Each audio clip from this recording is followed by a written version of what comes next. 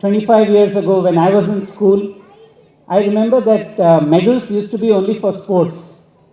All those who got prizes in studies used to get books. Any of you remember that? So it's nice that even people with excellence in education now get medals. So there'll be all kinds of medals at home. I like that. Second thing, so why am I here today? It's very nice that all of you are here, and especially after the prize distribution, I was watching how many people will leave. So you're still here. So what are you trying to achieve in this few minutes that you are here? I'll take 5 minutes of your time, and I'll assure you that I prepared enough to make sure that those 5 minutes will be worth your time. So that's the goal now. Give me 5 minutes of your attention, and I'll try to make it worthwhile. So why am I here, first of all?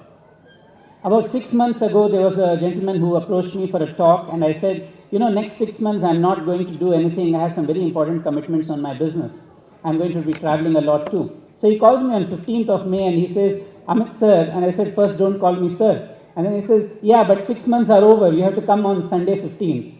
And I said, oh really, you kept track? So that's nice. What is this event about? Then he told me about this event and it was really interesting. Then I met Mr. Srinivas. I was very impressed with the kind of work he was doing. I was fortunate in 1985 to get an NTSC scholarship, and in those days I guess the government was more liberal, so I got free education till class 12, from 5 to 12. Now 25,000 rupees I think is a great amount, right? But still I think the government should be more generous, especially for those who don't come under any reservation. So it's a thing close to my heart. The objective for me to be here is to just talk about some top learnings of mine, see how it can help parents, see how it can help children, and then you take that back home. If you like what I say, tell your friends and hope they too will benefit. So sir talked about 6 points. I was planning to talk 7, but he stole one of mine. So thank you, sir. The kind of knowledge what he shared just now is phenomenal, and it's I feel like in a shadow coming to talk after him. It was very, very interesting. So my first point here is very similar to what he said. We have to excel in whatever field we are in. How many of you have seen the film Three Idiots? Very good. So almost I think 70-75% of you have seen it. I urge the rest of you, the remaining 25% also, to go and see it. Exactly the message is what sir said. We have to excel in the area that we are in. And I'll not talk too much about this one because sir has already talked about it. But I'll tell you one simple example. How many of you can see that clock? The ones in front can see that clock? How many of you think it's showing the right time? Only one. Sir, it's not the right time. So it is the wrong time. So what I believe is, my first point is, in whatever area our children go in now, my children are there in school and I keep telling them, you have to excel in what you are doing. Take pride in what you are doing. This is lacking in India today. You think you can do substandard work and get away with it? It's no longer true. The world is very, very competitive. So if you are in charge of this hall here, I don't know who he is and I hope he won't beat me when I leave here, but I would like that clock to be on time.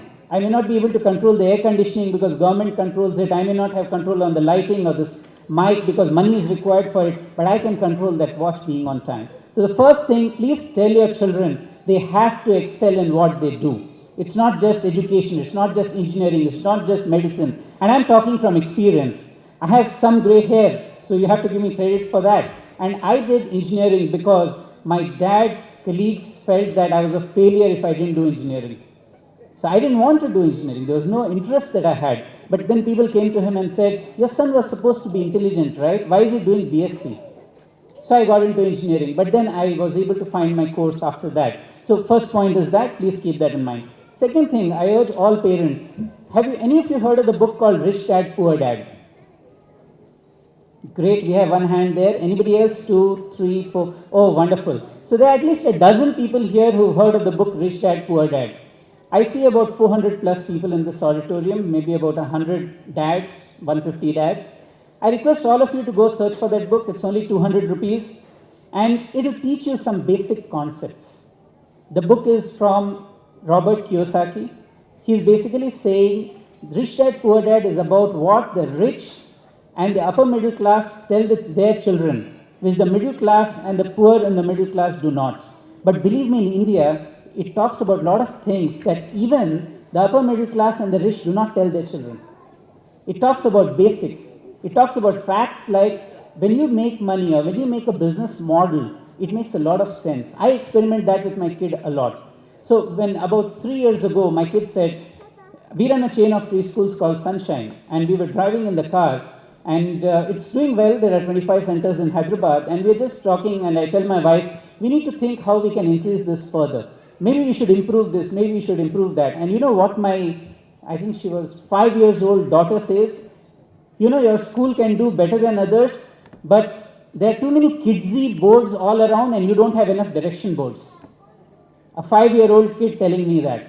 So fine, I think it's a good thought.